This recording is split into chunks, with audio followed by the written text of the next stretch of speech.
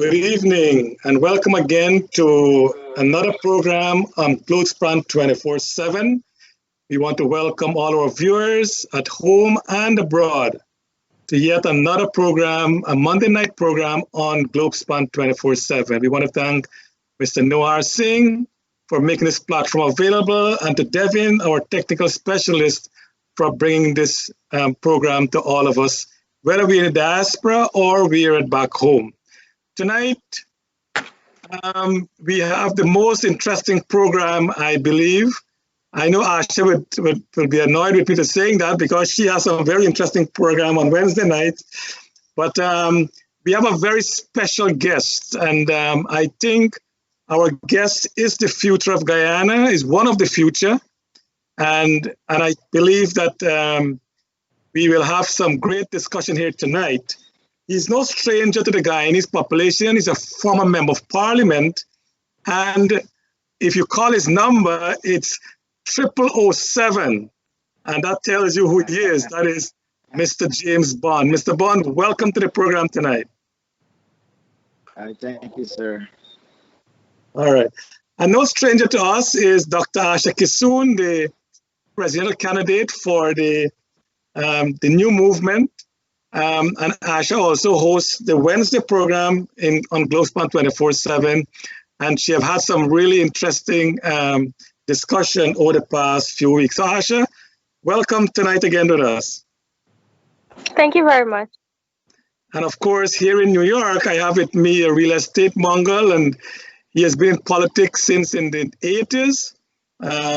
When James was not born yet and Asha was not born yet, this gentleman was in politics, Mr. Leland Rupnarine. So Leland, welcome. Thank you, sir. Thank you. Now you make me feel old. I know, two of us. I was there too, not Mr. Bond and Dr. Kissoon were not there. They were little kids running around in the place at that time. Ladies and gentlemen, tonight I really want to start up with a few questions. And Mr. Bond, I have to help me tonight is Dr. Kissoon and Mr. Rupnarine. We are not going to bank you because Dr. Kissoon is there with you in Guyana, so you know what's going on in Guyana. But my first question to you, Mr. Bond, is with the events for the past 2 or 3 weeks that we had in Guyana with the killing of these 2 Henry boys, and we have listened to rhetoric from all around, and I see a note today that the police is now reporting that these boys were killed in one location and their body was moved to another location where the body was found. I don't know if that is true. That is what the police has apparently reported today. My question to you, Mr. Bond, if you don't mind, is what happened in the past 2 or 3 weeks? Do you think, and a lot of people subscribe to what I'm going to tell you here, a lot of people believe that this as a result of what the APNU AFC took through the country from March to August. Do you think, in your opinion, that this is what triggered, because it was like a bomb ready to go off, and this event with the 2 boys in the back dam of an Indian farmer trigger off this racial tension? Do you think what the PNC and, well, APNU AFC took us to the past couple of months caused this to happen?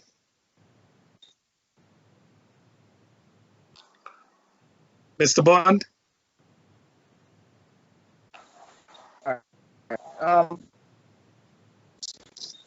First and foremost, the election. Your speaker, Devin, we're not hearing Mr. Bond clear. Just give us 1 second and we're gonna try him back, okay? All right. Mr. Bond, we'll get back to you because we're not hearing your sound. Asha, you want to, in the meantime, Mr. Bond is coming back. Do you think that what the country went through caused this to happen that was not supposed to happen, in your view? No, I don't blame that on what we went through over the 5-6 months now plus. I blame it on the leaders of the APNU. I will call a spade a spade. The very night that the incident happened, Darren Wade went there and he is live on video, railing up the supporters, saying to the people that it's because it's in the Indian area that happened. Afterwards, we had David Arthur Granger and Mr. Harmon go in there and telling their supporters that they have to stand up for themselves and protect themselves because nobody else is going to do it. A lot of racial tension was instigated, and that is what caused the situation to turmoil out of control. There was a difference when Valdo Lawrence stood up and said, listen, we cannot be killing our children. We stand against it. They calmed down a lot. But for us to give them praise, it's like saying that one day the fox didn't eat the hen in the pen, that let's be happy about it. I believe the situation was handled wrong from the very beginning. The leaders were supposed to calm the people down, as Ms. Lawrence attempted to do. The main leader of the opposition was supposed to say to the people, peaceful protest is welcome, but please do not get involved in violence. We saw them there the night Darren Wade live on his video while the burning is going on, saying that I'm one of you, I'm APNU. They made it into a political situation. Let me say, it was terrible what happened to those children. I feel for those parents. I kept my son by my side for days after seeing what happened to the children of those mothers. It was terrible. And the politicians took advantage of it and politicized it. And I'm absolutely disgusted at what they did. So no, it wasn't because of what we went through for the 5 months. It was the way it was handled. That the situation spiraled out of control. And your point is well taken, Mr. Bond, if you don't mind. What happened is that I'm not saying that. What I'm saying was that the bomb was already there, ready to explode, and anything that happened would have exploded that bomb. Not a real bomb. But the thing is, having these two young black boys, body found in an Indian farm, immediately trigger off that racial problem. Mr. Bond, what are your views about that? Do you think that the APNU AFC have anything to be responsible for what happened? You can't find the boys with intention. One, if we refer as Afro-Guyanese as opposed to black boys, because in Guyana we know black is a derogatory term in the Indian community. So we can refer to them as Afro-Guyanese if we don't want to say Guyanese boys. You have to directly see this as a hate crime. I mean, everyone likes to put blame on politicians and blame on leaders, but you have to see this as a hate crime. And in Guyana, we have to address the issues of race. We have never sought to do so. So when this was bound to happen anyhow, you see what's going on social media. You've seen how persons still refer to the 60s and all these dark days, the atrocities committed on both sides against them. These things were there all along. We have a race problem in Guyana, and it has been exploited by every single one. And as a nation, we hold ourselves accountable for the level of race. So this is the result of a hate crime. It's not the first time that boy. These, if you can, there's that the boys, they have their own farm. I spoke to the parent. I spoke to the relatives who accompanied the police on the crime scene, and they said they have their farm. They have their coconut farm. These boys were not going into wandering into anybody's farm, looking to pick coconuts or take coconuts or that kind. These guys taken from and butchered. So then, if we now to go lay blame on politicians and lay blame on Darren Wade, I think we be doing ourselves an injustice by not facing frontally an issue that has been prevailing in our society, an issue of race. Mr. Bond, these boys, according to the police, they were not killed where the body was found. So we don't know if it's a racial killing or not. So to say that... It's a hate crime. It's a hate crime. How do we know that? Because of the manner in which they were butchered. You have to, you see, let me hear you. No, hate from who? From an ethnic point of view or from some other point of view? I had the first and foremost is ethnic. First and foremost. You see, if you're a criminal psychologist or a criminologist, there are certain degrees and gravity of offenses. For example, you could identify sexual predation, you could identify you could identify various things by the degree and the severity of the and this is a crime particularly has all the symptoms of a hate crime.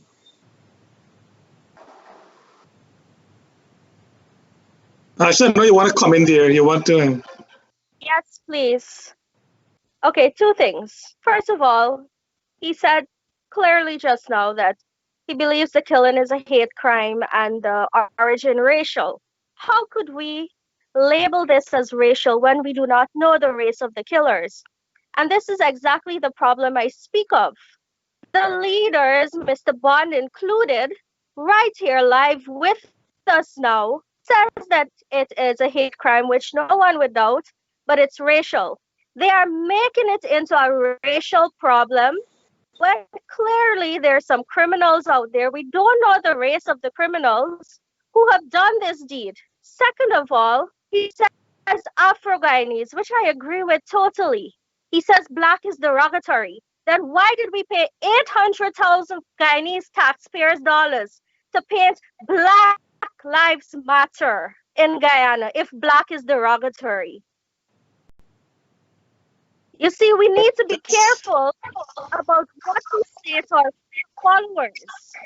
Our followers are listening. We do not know if this is a racial murder, if it's a racial crime.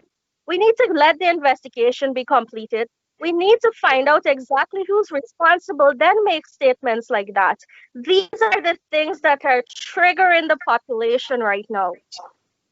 And Mr. Bond, I know Mr. Rupert won't come in, but Mr. Bond, if when the police finish their investigation, we find out that the killers were Afro-Guyanese, what would you say then? And because we don't know right now who the killers are, right, do we?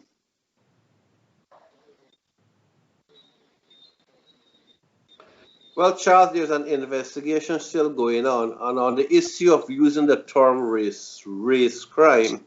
Remember, a hate crime has to be directed towards a specific aspect of a certain existential preference of a person. In other words, you exist in this world, and you're killed because of your gender, your religion, your race, your sexual orientation. So that is what a hate crime is. In this case, there's no such aspect of these two boys being killed, because first of all, we don't know who killed them, and we don't know why they were killed. And in any crime scene, there must be a cause, a motive, a circumstance, and there must be evidence. We cannot jump to the conclusion based on the fact that they were found on an Indian property that they were killed by Indians. That's reflex thinking, and reflex thinking becomes emotional rather than logical, and it can lead to great violence. It has happened all over the world. One little miscalculation and people gravitate towards what the leaders say, and leaders can be wrong. In this case, the PNC is definitely wrong in saying this is a hate crime or this is a racist act, because we don't know who killed these boys, and we don't know the reason why they were killed. Well, just to correct you, sir, even Timothy Jonas, the chairman of ANO, who said it's a hate crime. The president of the country has determined it's a hate crime. There are a number of leading persons in the country who have said it's a hate crime. I'm not the first person, sir. But Mr. Bond, he was not the first person who says it. They were not the first person who said it was a hate crime. Timothy Jonas said it was a hate crime. My point stands, not because a lot of people say something makes it correct. No, but Mr. Bond, a hate crime doesn't make it a race crime. Dr. Singh is saying, Dr. Asher is saying, and yourself, you're saying that the APNU AFC is being labeled very, very APN first to label it a hate. You're breaking up. Who are experts who said it's a hate crime. But again, you're missing the key point. You see, you're getting defensive. The key is that we have a racial problem in Guyana, and we need to address it frontally. I agree. That is the essence of what I'm saying. So you could take everything, but don't forget that part, which I'm emphasizing on again. And we want to address that tonight, Mr. Bond. But what I'm saying is that a hate crime is not necessarily a racial crime, a race crime, and that's what we need to put in perspective. So Mr. Jonas saying it's a hate crime doesn't make it a racial crime. I mean, I don't know if you understand in that context. What do you think? Hate takes different forms and different forms and shapes. Unless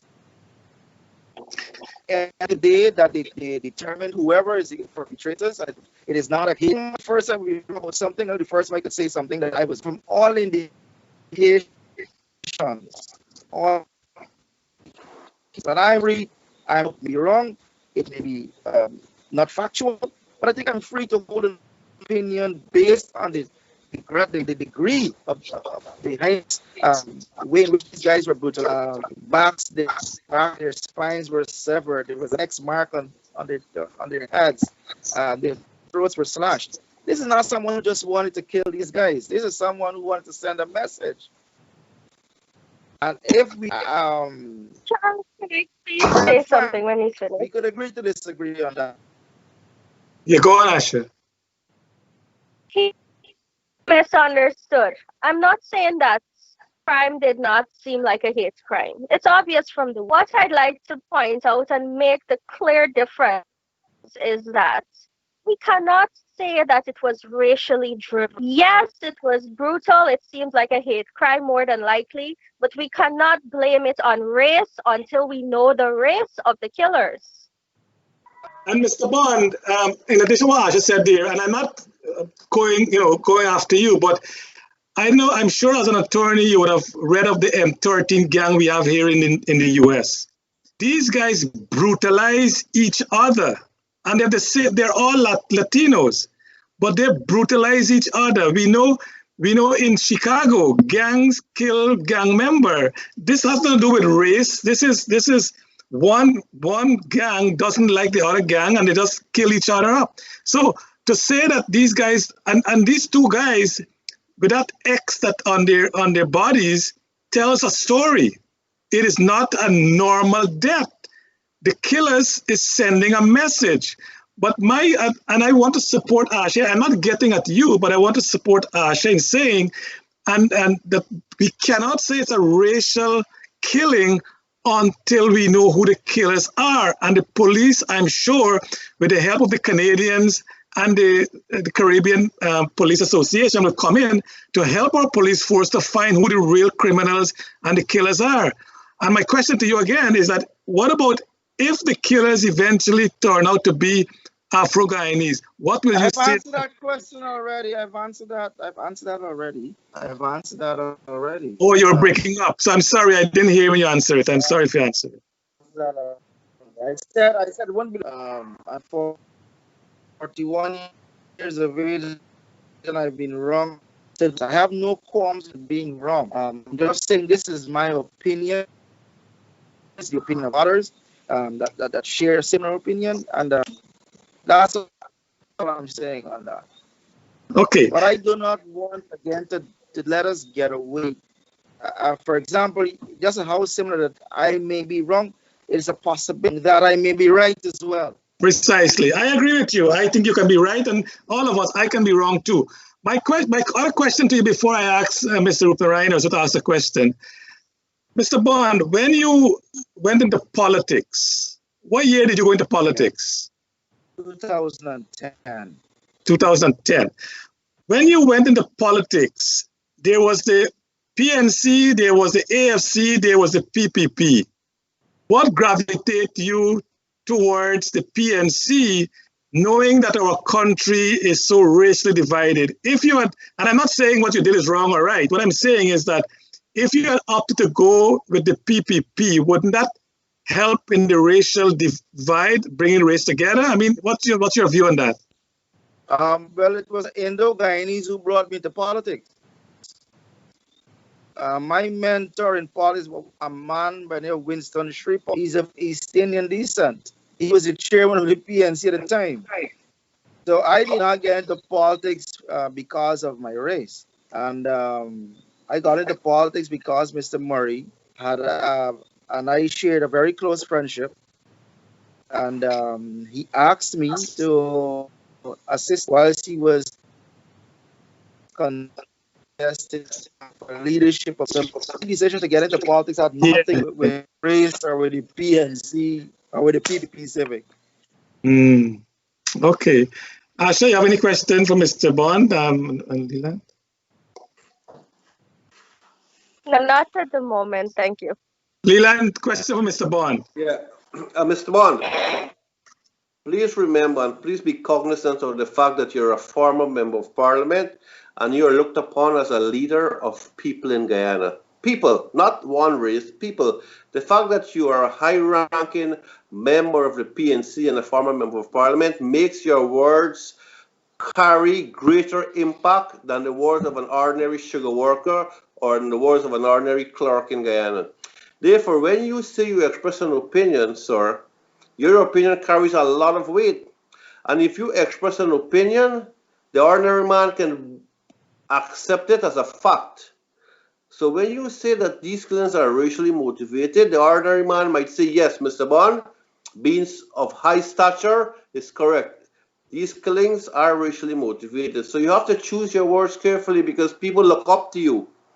Keep that in mind. You are not a regular guy. You're not a clerk. You are a former MP. So you have said many times on this program so far that a lot of people have said these killings are race-based. Well, sir, a lot of people said for centuries that the world is flat until we prove it. It was proven to be wrong. It was proven to be wrong. So we don't know who killed these guys, these two boys. My sympathy goes out to the parents of these children. It's horrible, and I hope whoever are the criminals in this are brought to justice, regardless of whether they're Indian, black, or whatever race they belong to. This is a heinous crime. No one deserves to die like this. And in regards to your earlier statement that black is a degradatory term, I don't think so, sir. Even in the United States, people have coined the term BLM, Black Lives Matter. Black people have said Black Lives Matter. They don't look upon themselves as degradatory. It's just a way of talking about one particular race of people. And coming back to the entire crime scene, let me just tell you this. These people in Region 5 have used this crime not as a means to protest, but as a means to loot. And the victims are Indian people whose trucks were looted, whose minibuses had their glass broken, I mean windshields and side glass. And 2 Indians have been killed so far in reprisal. Now we are assuming that they have been killed because 2 black boys have been killed and therefore let's kill 2 Indian people. This is not going anywhere for nobody in that country. Guyana cannot have a scale and weight issue where we tilt one way or the other. Guyana needs an equilibrium of forces and an equilibrium of thinking. So Mr. Bond and Mr. Sugrim and Dr. Asha, we are all Guyanese, no matter where we live. And we should have empathy for every single Guyanese that live in that country and even live abroad. Like I said, nobody deserves a death like that. And I hope the police do their investigations properly. And there's another aspect of the police investigation too. Guyana doesn't have the forensic experts to do this high-level investigation. And I agree with President Irfan that we need foreign experts in this matter. Because I have witnessed videos where the police stood by and watched the Region 5 protesters who became looters damaged property that belonged to Indian people. The police were there and they turned a blind eye. So we need a very professional police force, and we need a more responsible police force. Mr. Bond, do you want to respond or comment? I find in one good gentleman received election.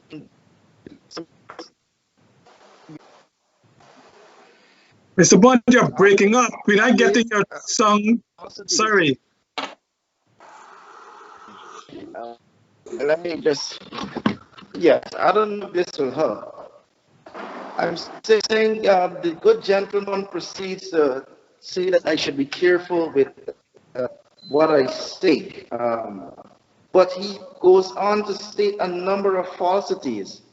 The first thing that is absolutely false is that in Guyana, in the Indo community, black is a derogatory term. We must be able to acknowledge these things. That's the first thing. If he says that he doesn't know of this, well, so be it. But that is the case. Black is derogatory. If you're going to refer like black man this and black man that, we are kill black man now. Those are things that I know be said in the Indo community. So black in the terms of dressing a person of Afro descent, it's done in the derogatory manner by persons of Indian descent. The second thing is, I witnessed, whilst I was up Berbice, on the West Coast Berbice, trying to make the peace with Comrade Lawrence, persons of Afro-Guyanese from Hopetown, who when they tried to get to Bath settlement or pass through Bath settlement, their vehicles were damaged. So the persons from both sides, the vehicles and property was damaged. One, Mr. Carmichael, he had his truck burned and he was also suffered losses. So both persons on the divide, they were suffered losses. The other thing is, Harris saying, just as how you're saying, I do not know who killed the two Henry boys. How now could you say that the killings of Harris Singh, I think the other gentleman, is as a result of reprisals? You can't do that if you don't want me to do it. And furthermore, one of the persons that died in the hand of the Bath protesters. He, according to the police, tried to pass through Bath. This is a gentleman of Indian descent. He tried to pass through to get to somewhere, I don't know, and fired shots at the protesters. And the protesters beat him, and there are currently 4 persons in custody. Those persons in custody are of Indian descent. So, but again, if we get into all of this, we're going to lose sight of the message.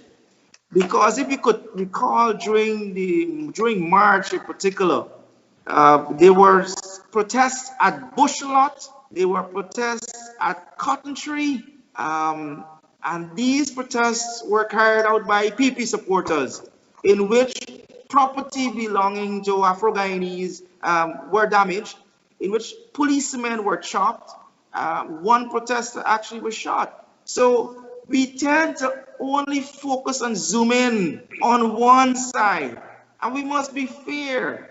We must be fair. Now I'm saying we have to address it frontally. These things didn't start in September. All along, we've been seeing the hate being churned out and churned out and churned out and churned out. And this is what we've reaped, because collectively we have sown hate. Collectively we have sown it. And that is what we're reaping right now. So the gentleman must also practice what he preaches. If he wants me to be cautious with the language I use and be factual, he must also be factual and be cautious with the language he uses. Very well, point taken.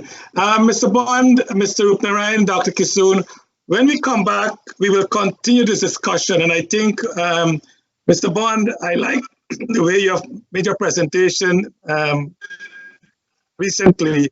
And I really want us to look at how can we mend this divide as much as we can. And I hope we can address that when we come back. With the ongoing COVID-19 pandemic, remember to wash your hands constantly and always wear your mask. A friendly reminder from Globespan 24x7 management and staff.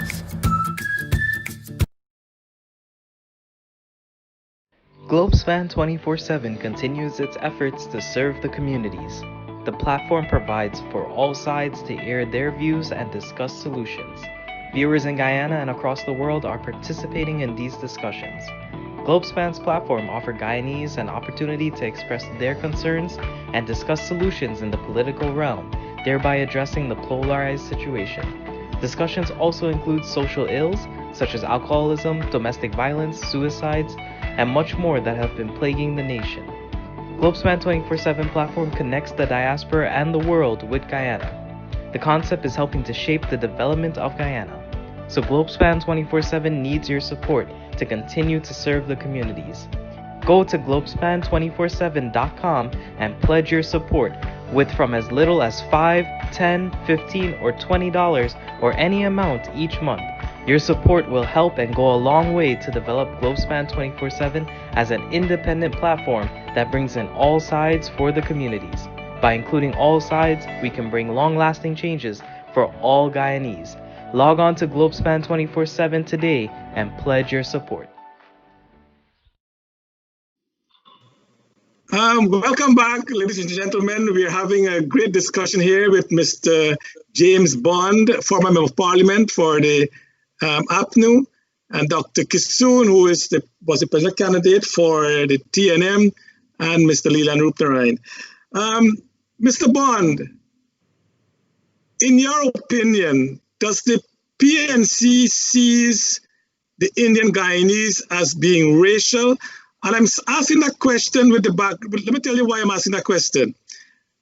After the Henry boys were killed, one of their cousins who lives here in the U.S., he works, I think, in the U.S. Army, he had an Army uniform, and he says that, you know, it appears as though, again, it's a racial killing. And he said in his word that Africans are inherently not racial, which is a good statement, and I agree with that. But in saying that, what he's implying is that the other groups are racial. Does the PNC sees Indians as being a racist group? No, absolutely not. I think I just said how I got involved with the politics. It was through Winston Murray. And just to give you an example, last week whilst we were working on bringing peace to the corridor, we met Pandit, I think it's Hari Charan, I think his name is, Raghunath, Pandit Raghunath. And he recounted the story to us. And we stopped with him, we talked with him. I posted this story on my page. We went up to Calcutta, retrieved certain items for him, etc. The PNC has always had a strong Indo-Guyanese foundation. Our founding fathers were actually, one of them, Jai Singh, our first chairman, was of East Indian descent. Right through Kamiram Sarup, we've always had prominent Indo-Guyanese members in the PNC. You can't get the 200,000 votes, how much ever thousands votes, without having a strong East Indian Guyanese core. The youngest mayor ever to appointed in Guyana is of East Indian descent, Pandit Ubrich Narayan, that's my brother. So we have always been a party of inclusivity, always been that way. But again, we can't, how do I put it this way? If we keep aligning certain stereotypes, I believe therein lies the problem, you know, and the stereotype that the gentleman is making in the US, that all Indians are racist. I'm sure stereotypes are made, all blacks are racist, all blacks are thieves and hooligans.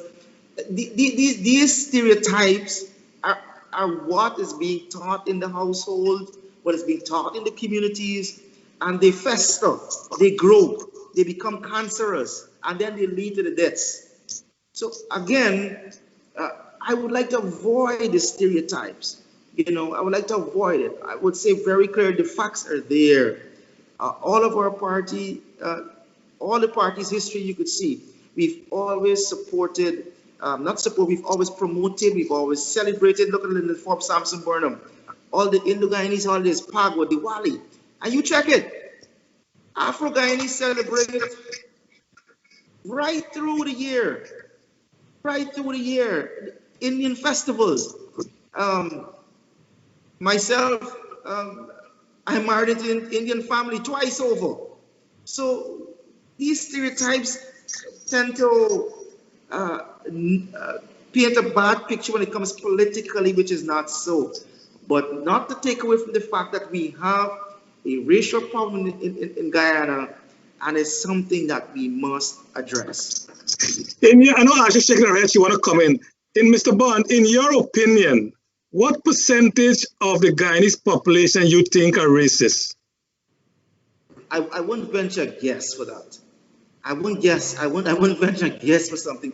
That kind of answer needs to be data driven. I don't want to give that'd be reckless if I were to say 10%, 20%, 50%, or how much ever. Because in my opinion, I think it's a very small percentage. Most Guyanese of African descent and Indian descent are all decent, loving people. I'm originally from LaGrange on the West Bank, and there's a lot of African Guyanese who live there, a lot of Indian Guyanese live there, and they really live peace among each other. The thing is, there are tensions sometimes. Always there is tension, but generally, I'm a Christian. I go to the Methodist Church. In the church, there's a lot of African Guyanese in the Methodist Church, and I get along so well with them. The thing is, there is a small percentage of all groups, whether you're white, you're black, well, whether you call Afro or Indian or Chinese or whoever, they're very racist in outlook. But generally, human beings are very loving and kind people. I want to read this thing to you, Mr. Bond, written from Wilbert Stevenson. And he said this: to my black brothers, Guyanese brothers and sisters, East Indians did not put your ancestors in chains of slavery, nor held them 400 years in servitude. While unearned income and profits flowed to the slave master, your West African brothers and white slave owners did that deed. So why do you hate East Indians so? East Indian did not build a social structure that left you with post-emancipation poverty. Your generational slavery hangover of economic inequity is not East Indian doing. The colonial slavery system and failure of black Guyanese leaders to engineer a level playing field are the culprits. So why do you hate East Indians so? Transmute your race hate into peaceful, creative wisdom. Fashion a pragmatic, attractive plan of action that levels the playing field and entices government embrace. The opportune time is now to forever heal our national racial divide and let true peace and unity reign across the land.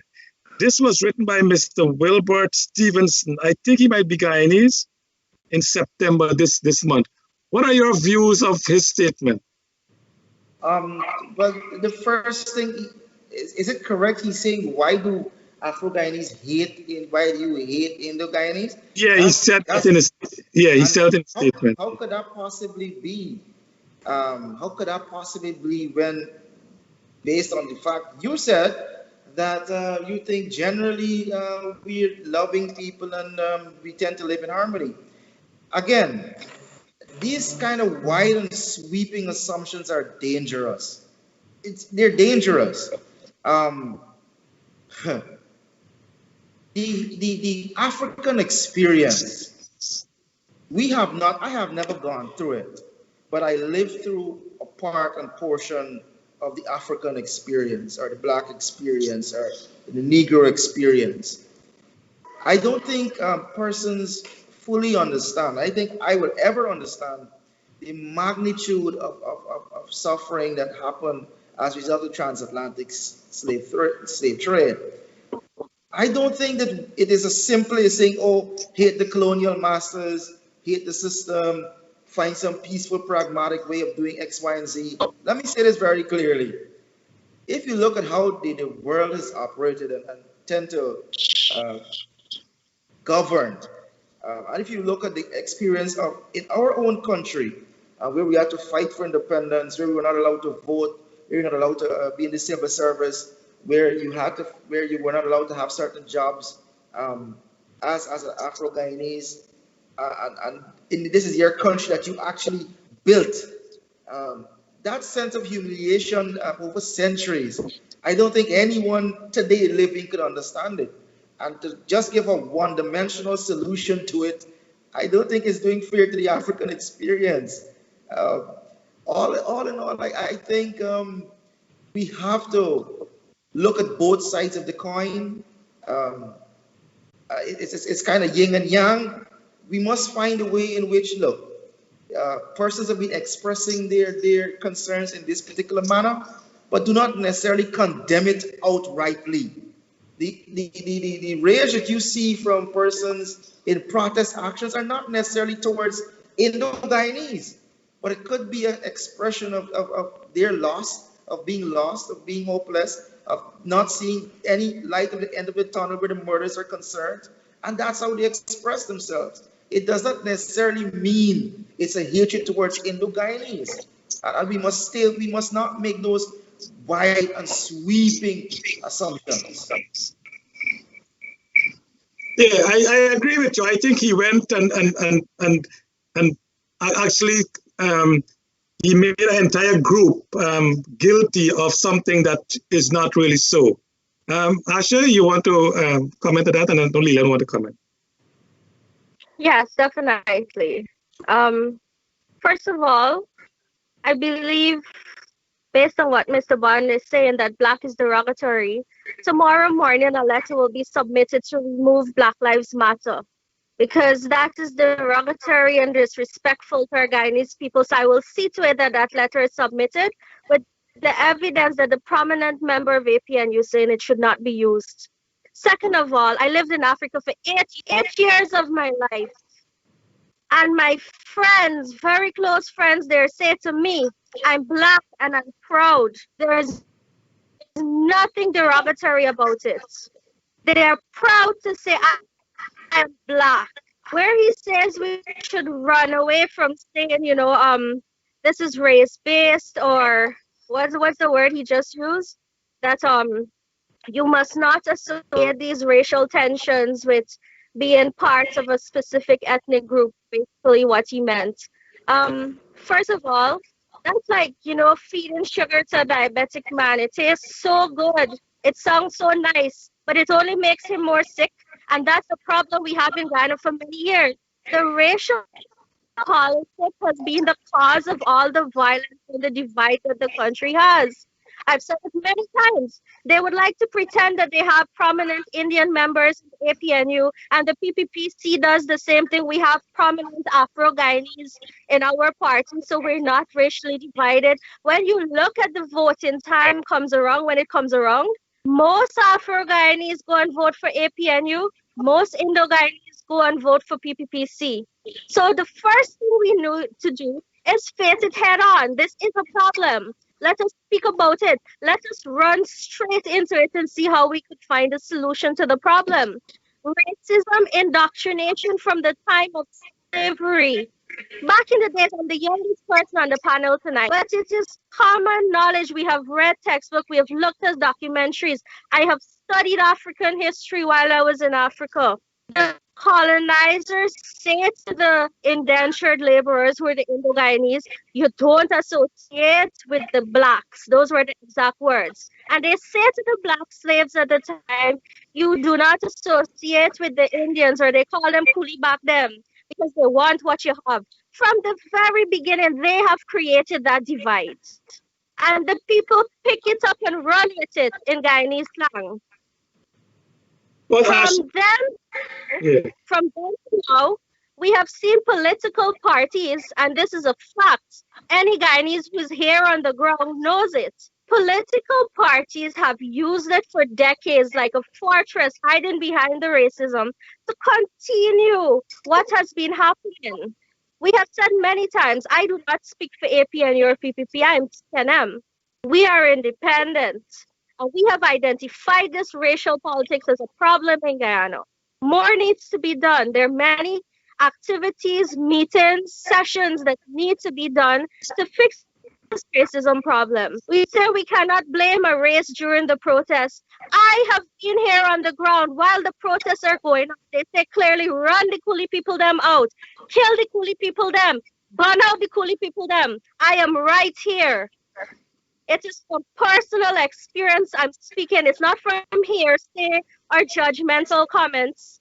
Okay, so yes, there is a lot of racial tension behind it. Yes, it has been used by some of the leaders to trigger that more. The same thing with the back settlement process. They were doing the same thing. Run the black people out, burn the black people out, kill the black people out. I blame both sides. But right now, the situation is happening. Yes, it's very racial. It's very political. And I know who to blame. Everybody knows who to blame.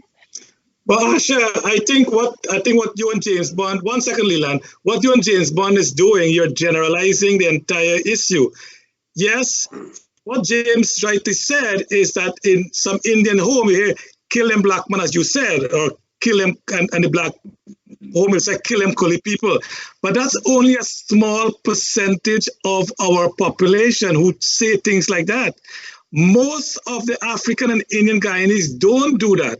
What you said about kill them coolie people, I'm sure, that was said, but that was only said by a small set of people in a mob situation. That happens in mob situation.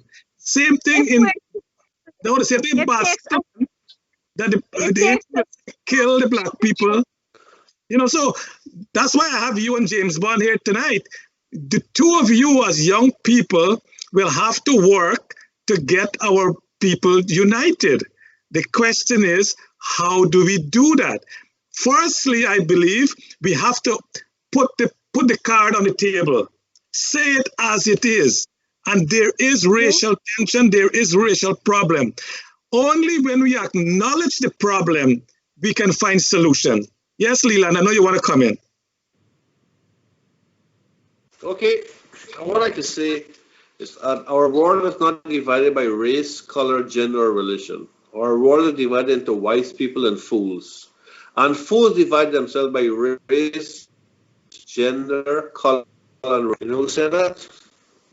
Mr. Bond, you should know that. You're breaking up too.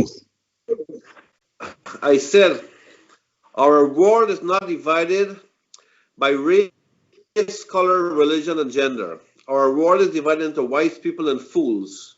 And fools divide themselves by race, color, gender, and religion.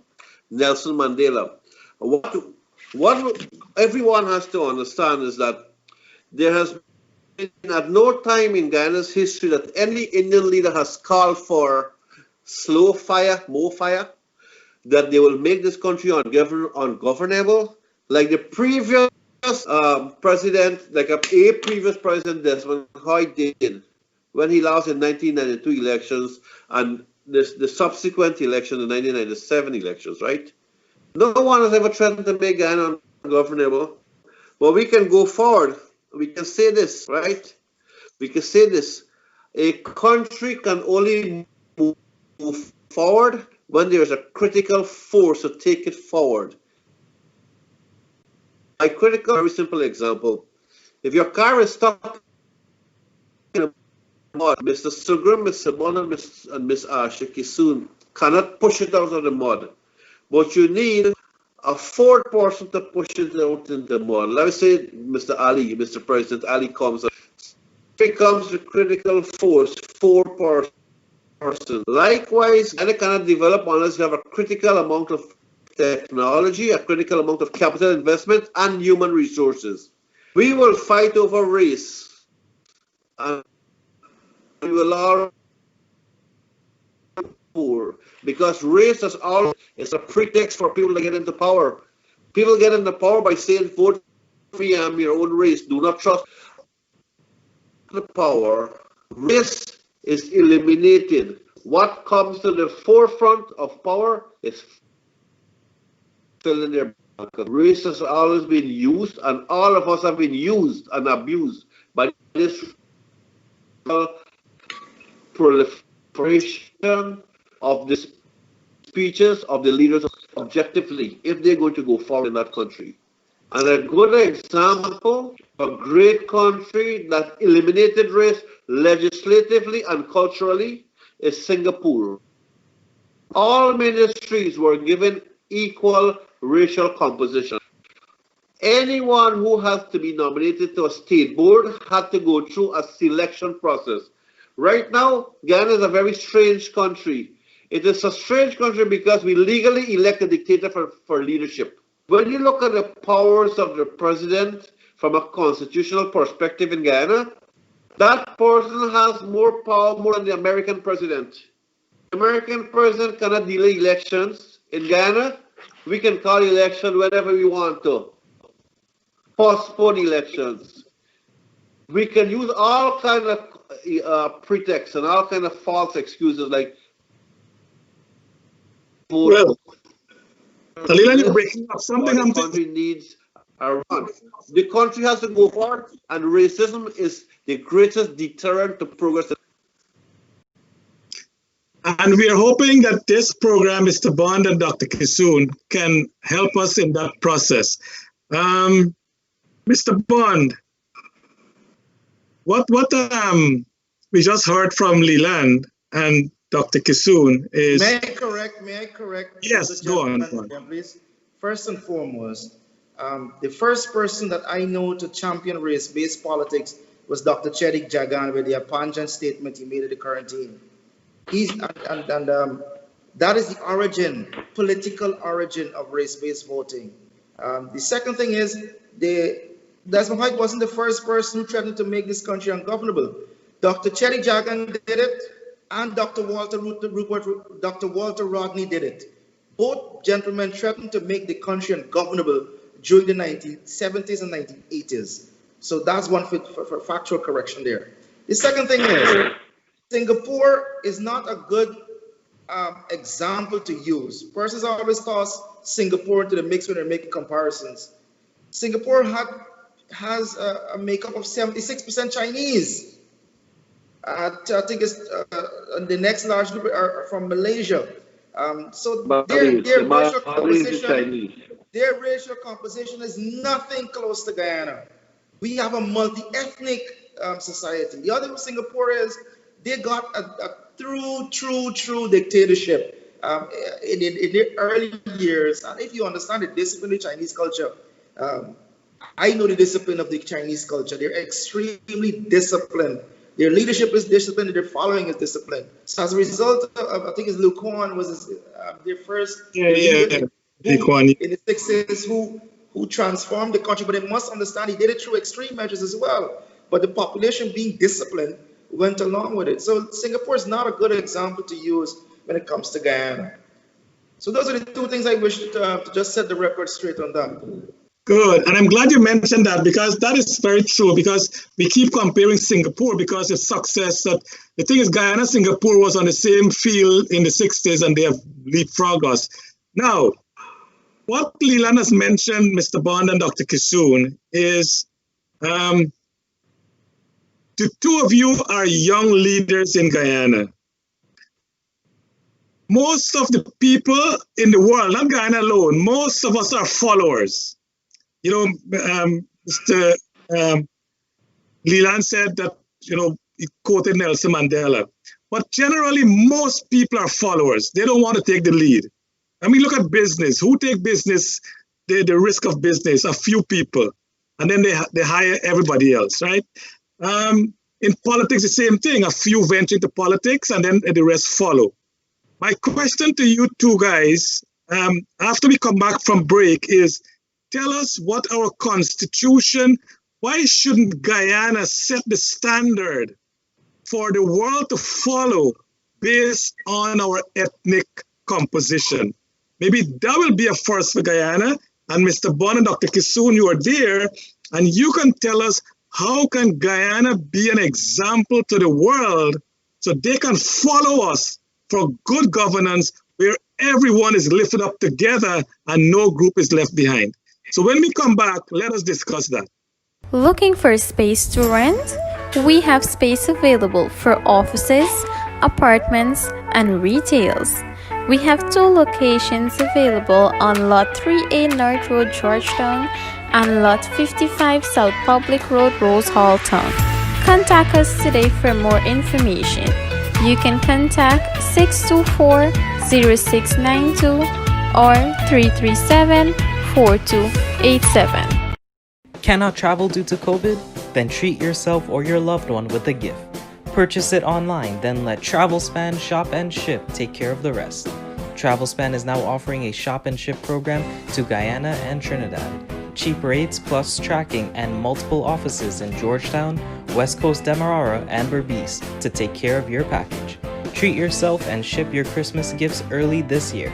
In Guyana, call 269-0141, and in New York, call 347-238-2201. That's 269-0141 in Guyana, and in New York, 347-238-2201. Let Travelspan and Globespan take care of your online shopping and shipping. Welcome back. We want to thank you, viewers, for staying with us. We have had a very up discussion. We should not hide nothing under the table.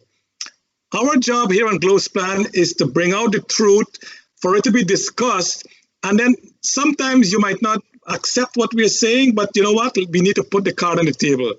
So tonight, for the last session of our program, I want to put Mr. James Bond and Dr. Kissoon on the spot as Mr. Rupnarayan is coming back. Mr. Bond and Dr. Kissoon, you are 2 of the young politicians in our country. The future of Guyana lies in your hands.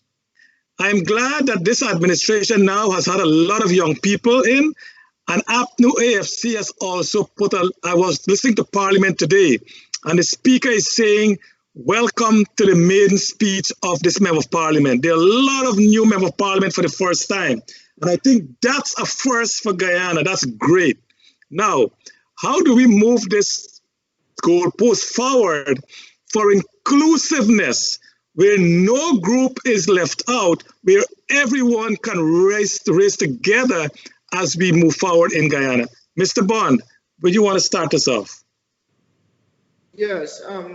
First and foremost, most persons do not know, but we have the legislative framework from the Constitution right down to the various constitutional commissions which deal with ethnicity, which deals with the empowerment of persons for particular ethnic groups. Our Constitution frowns specifically on any person who's discriminated on the basis of race, sexual orientation, gender, etc. Even for our indigenous brothers and sisters, we have a specific act designed to empower our Indian brothers and sisters. So we have the legislative framework right through and through. What we do not have, and I think it's being touted in some circles, a Truth and Reconciliation Commission. What we do not have, in my estimation, is the maturity to be able to confront the issues, the collective will to confront the issues and find a solution. For me, you keep saying that I'm a leader, etc. And I accept wholly my responsibility. And that is why I tend to do certain things that I do with relation to rebuild bridges in the various sectors and segments across this country. I'll tell you one thing I propose. In every single community, we have sessions. Because you know, in most communities, there are very, very few communities in which they're predominantly or 99% or 100% of one particular ethnic group. In most communities, you would find there be a diverse group of people in that community. So I would propose having conversations that are community-based, in which we discuss openly ways and means in which we could foster ethnic goodwill. We have underutilized the talents of this country, for example, in areas of sport and music, to try to bridge the divide. I tell people, we wait until there is an election to get into all the nastiness, and then you tend to say people, then after the election, you check it, after elections, the winner talks about unity, the winner talks about love and togetherness, and the opposition does the opposite thing. When the APNUFC took office, the first in Comrade David Granger appointed a social cohesion ministry to deal with the issues of cohesion and bring the groups together. The PP Civic right off the bat frowned upon it. They never supported the efforts of cohesion in this country. Now they're in power. They talk about unity and talk about love and talk about all these nice things that they never talked about the past 5 years. Mr. Bond, something different. Mr. Bond, what I'm saying is that, yeah, we know all of that. I'm asking what you would want us to see moving forward. We can't keep repeating what the mistakes were in the past. So our leaders, you're one of them. Tell us what we need to do. And Mr. Dr. Rose, I'm dealing with that. I think I'm dealing with that. Okay, good. I'm dealing with that. I dealt with that, but I'm saying as well, in the communities, when we get in the communities and we have these discussions, it must not be because you're in power that you're doing it.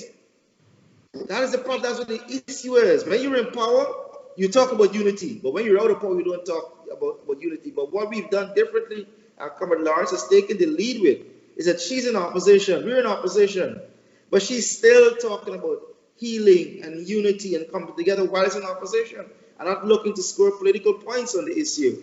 So again, we must start these conversations at the community level, and both sides, from the opposition, from government, from the Hindus in the churches and the mosques, our educators, they must all be part of a project, a national project that is community-based, in which they talk about race, in which they talk about getting together, in which they talk about finding solutions towards this problem. And they should talk it openly. And just before I go to Dr. Kisoon, I don't want to go back to the racial issue, but Dr. Rose said that in the late 50s, early 60s, it was both Burnham and Jagan who preached race when they split within the PPP. So it wasn't Dr. Jagan alone. It was also Forbes Burnham who also split the racial divide. So just to point out, the lead members of the PPP Civic in 1953 were Afro-Guyanese, Sidney King, Brindley Ben. So it can't be that statement that Rose was making is false.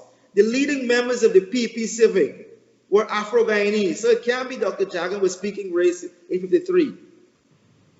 And the leading members of the PNC were Indo-Guyanese. I'm saying after elections, after the 64, 66, that is when Dr. Jagan began a panjat.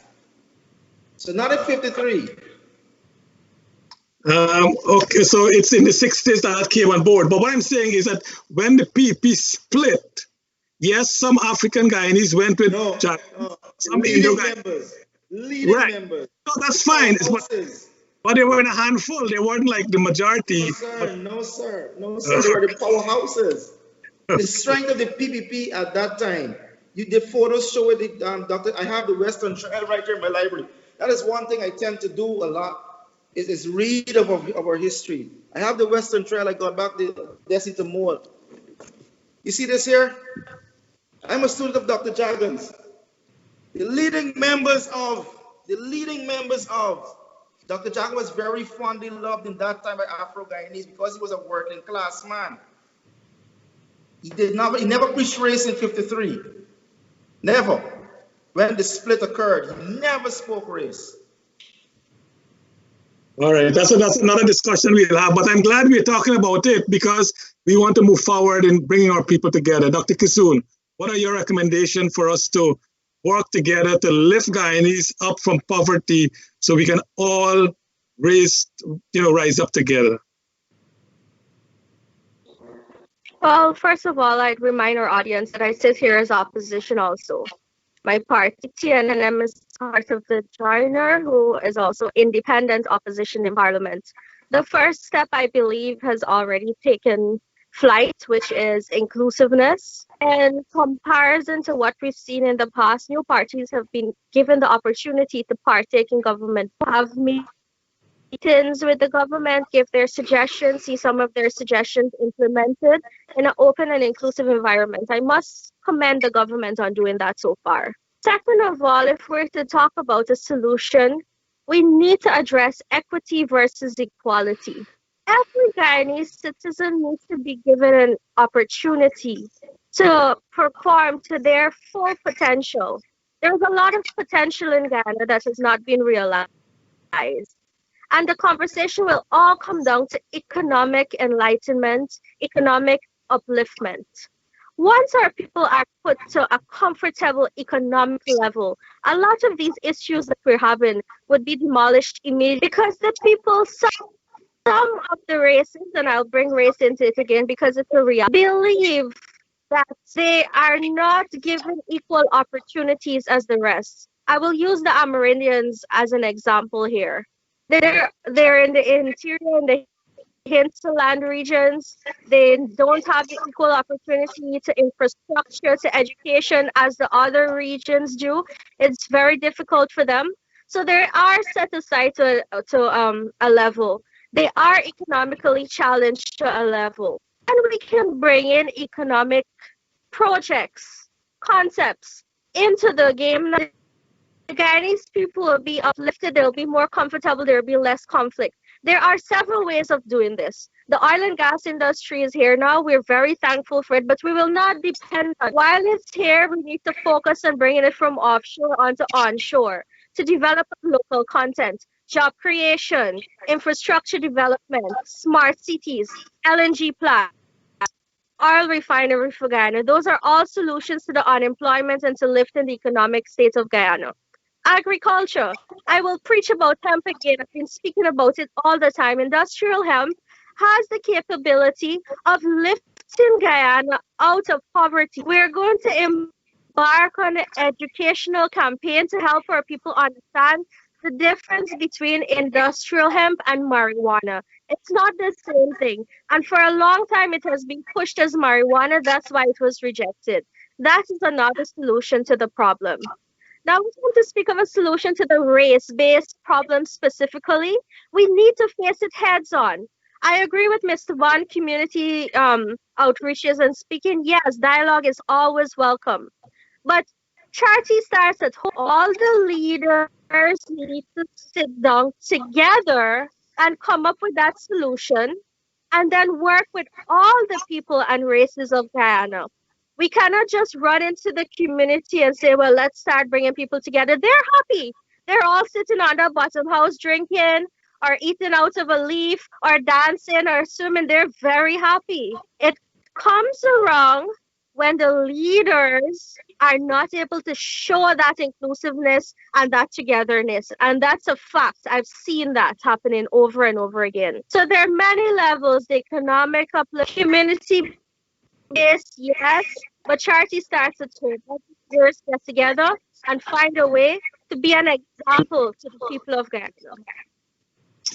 Thank you, Dr. Kisoon. Before I bring in Leela and Mr. Bond, I just want to clear up what Dr. Rose said. He sent me a text. He said, both Burnham and Jagan started the race issue after they fell out, and there were two PVP parties that contested in 1955 elections, one headed by Burnham and the other by Jagan. Apanjat came 2 years after the PNC was formed in 1957. He said that when Burnham challenged for the leadership and lost, by 1955, most of the blacks had already left the party. So it was a combination. But he also asked the question, Mr. Bond, is that Mr. Granger, President Granger and Mr. Harman went to the Henry boys. Why didn't go to the Indian family who also died? You know any reason why they didn't go there? Kaman Harman was there.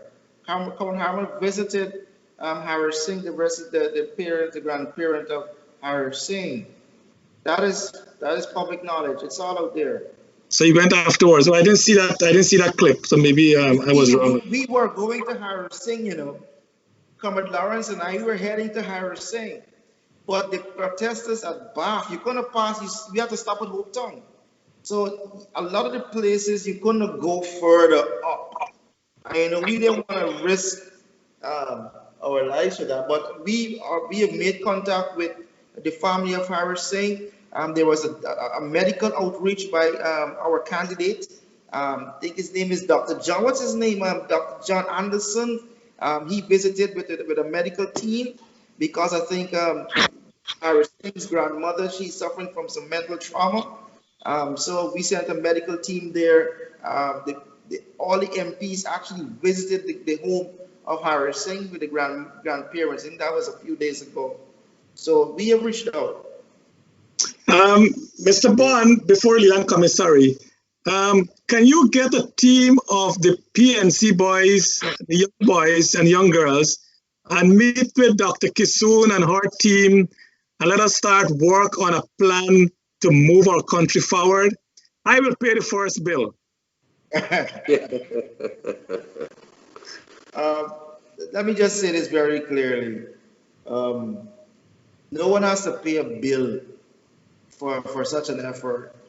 Like I think I mentioned the phrase, the will. We have to have the will to fix it. We have everything in place, the legislation, we got the talent, we got the brains, but we don't have the will to fix a lot of our problems. We tend to exploit the weaknesses in our societies and the fractures in our society, and we do not have the will. I'm telling you this. It's if tomorrow Dr. Asha and whoever says, you know what, let's start working, they will see me there an hour early to start working, and for free. No one has to foot no bill for that. But again, do we have the will to do it? How much of us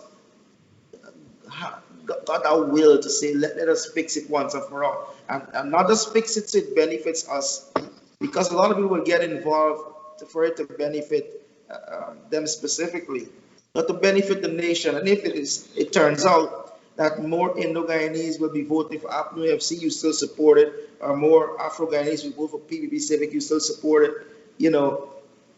That is the kind of will you must have. Like, no matter, this is not about who gets the coins at the end of the day, but just that the problem is fixed in reality. So what I hope that the president, maybe have a chance to look at this program. So maybe President Ali can put a team together with Mr. Jonas' team, with Dr. Asha's team, with your team, and so on, so we can really bring the young people. I mean, even the president is one of your young people. All of you guys can sit down together and work out a strategy to ensure that all of our children, whoever we are, let us get a plan of action to. I know Dr. Kisoon said they had a meeting the other day and they form a group, I think, Dr. Kisoon, that you have all this, hopefully, funds set up to do projects that will also lift the lives of a lot of Guyanese. So, guys, let's do it. Yeah, Leland, I know you want to come in. Well, for all our listeners, I would like to say that poverty is the worst form of violence in any society. Mahatma Gandhi. And it is sad that Guyana, with so much resources, remains one of the poorest countries in the Western Hemisphere.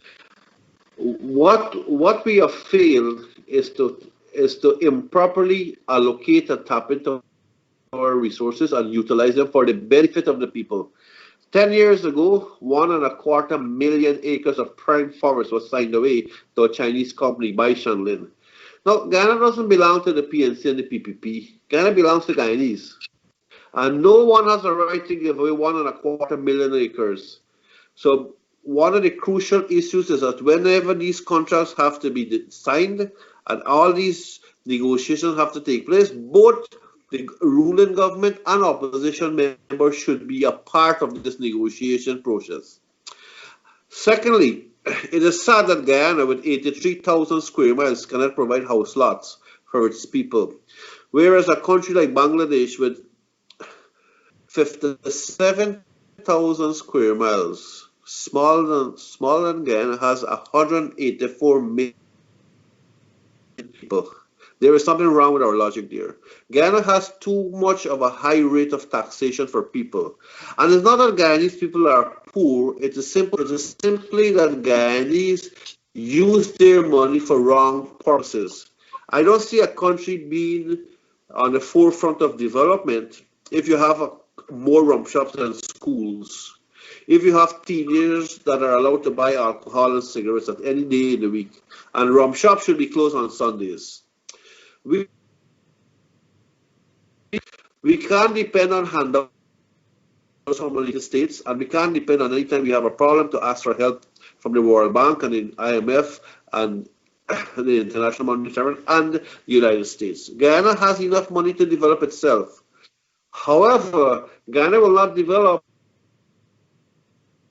People fight against it by itself cannot stand. So what Guyana needs is more housing for people. When people own a house, then they will realize they have to work to pay their mortgage. They won't have the energy to go and fight and drink rum. Second, Guyana needs a stock market so that people can invest money into small businesses, which will eventually grow, and it's a win-win situation where companies will get capital to develop, to expand, and to initiate for the business. And the small man, instead of getting 2% interest, can get dividends as well as the stock value increase. Guyana is way behind any country when it comes to economic development. We do not depend on taxation in America. We depend on investments to generate jobs, to generate income.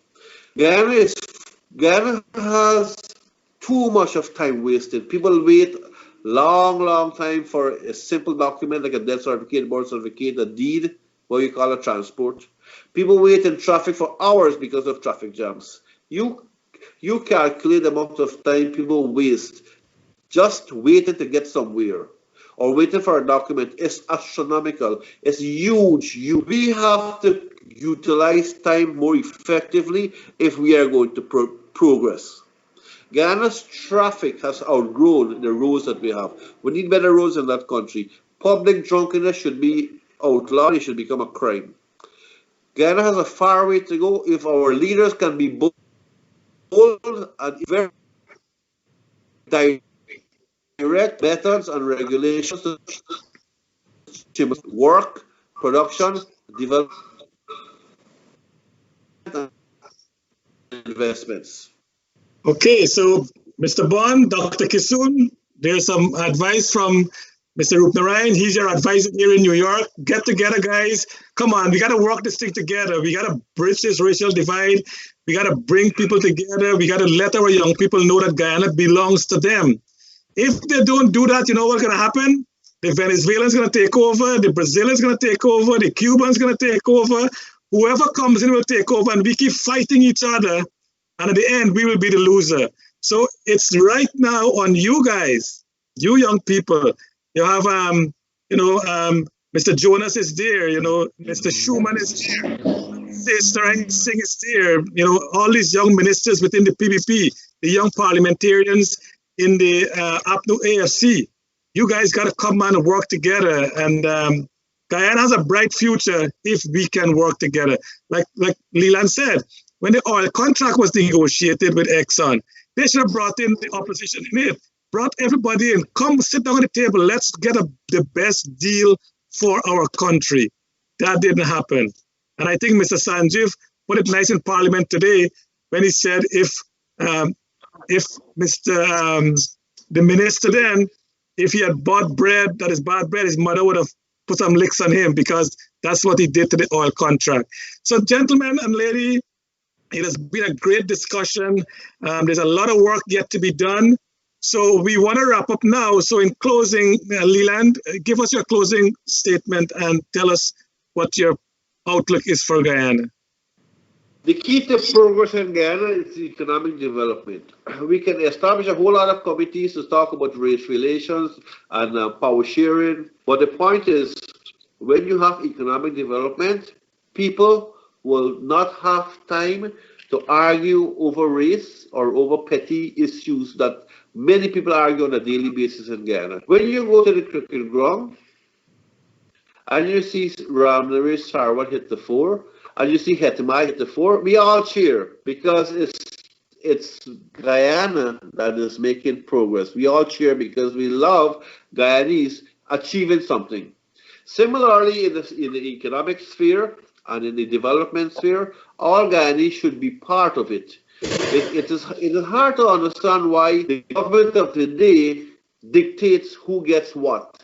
Who gets what should be governed by a constitutional body. And all public service appointments should go through an approval process. The president of any party should never unilaterally decide who should get what job. You should have a public hearing. Especially like if we can remember Rex Tillerson, who was the head of Exxon, when he was nominated for Secretary of State, he went through a heavy grilling in the American Congress. And what was brought light was the connivance that was perpetrated by Exxon on the people of Equatorial New Guinea, where they bribed the leaders of the day, the president and the leaders. Ghana is no different.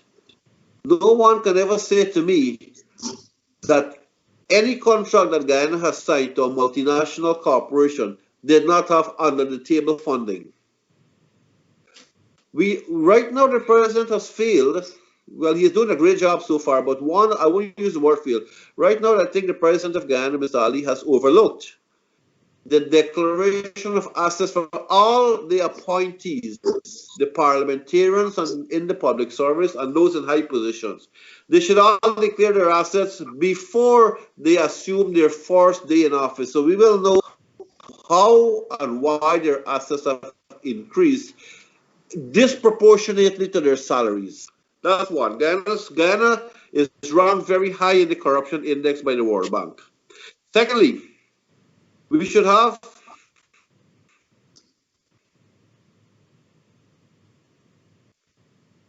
You're breaking up there, Leland.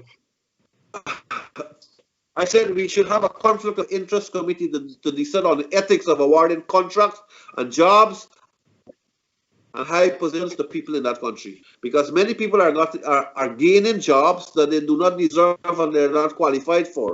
Above all else, Guyana doesn't belong to Mr. Granger and Mr. Jagdeo and Dr. Ali and Mr. Nagamutu. Guyana belongs to Guyanese people.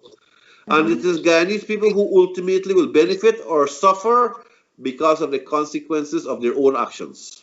Thank you.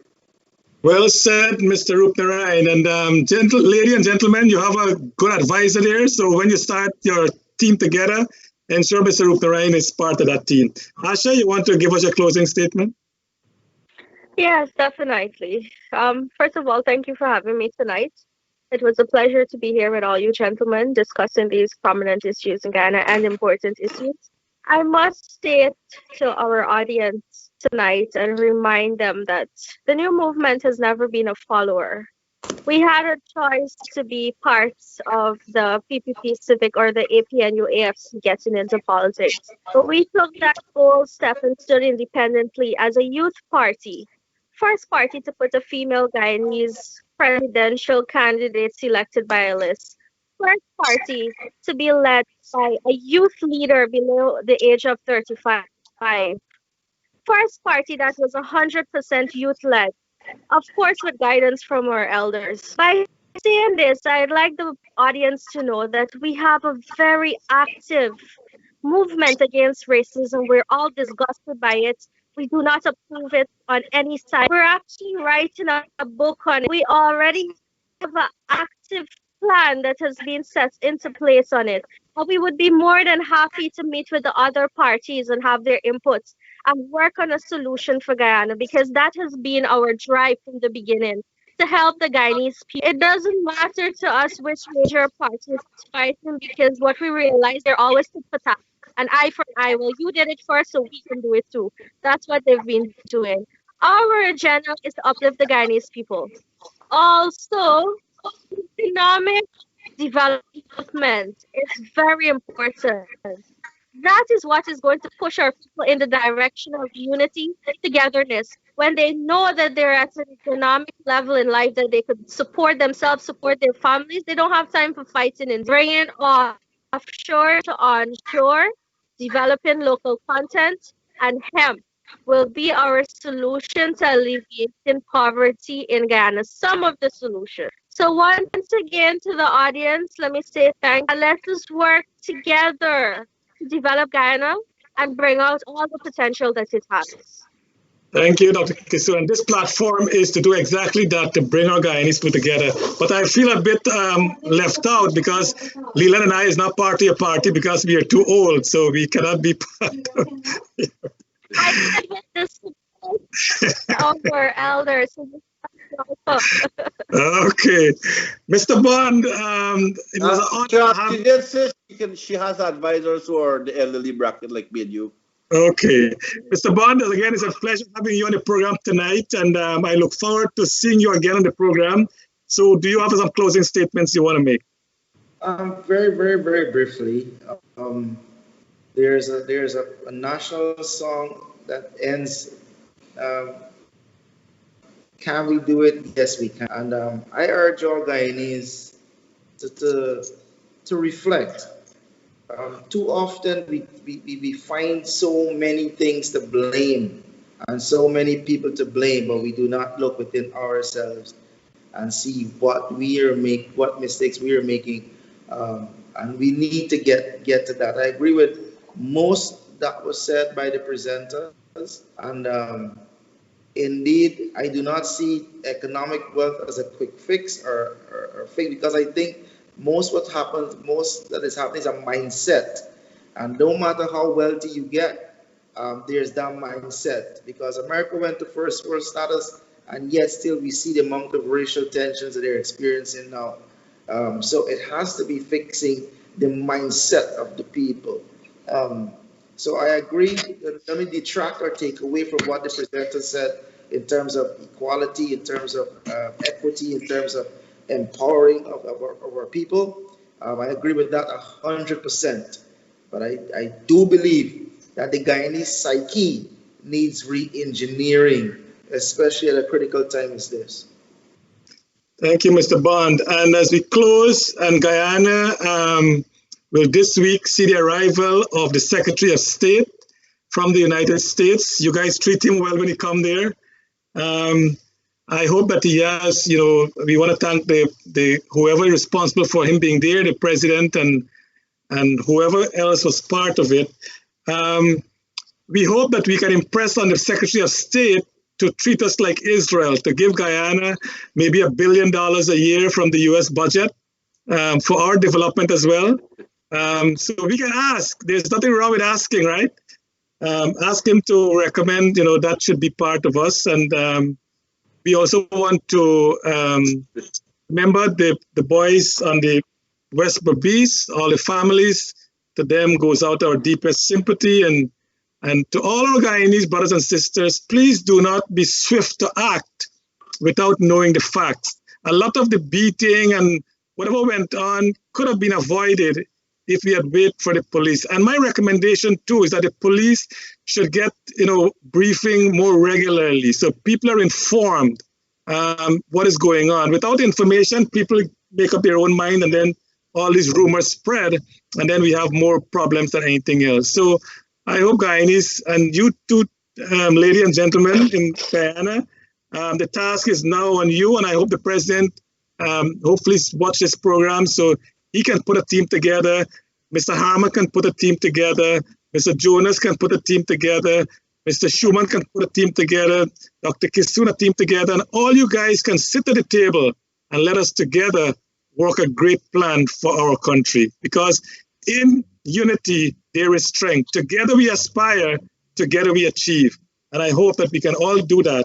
Again, we want to thank our audience from staying up with us. We want to thank Mr. Nohar Singh and to Devin.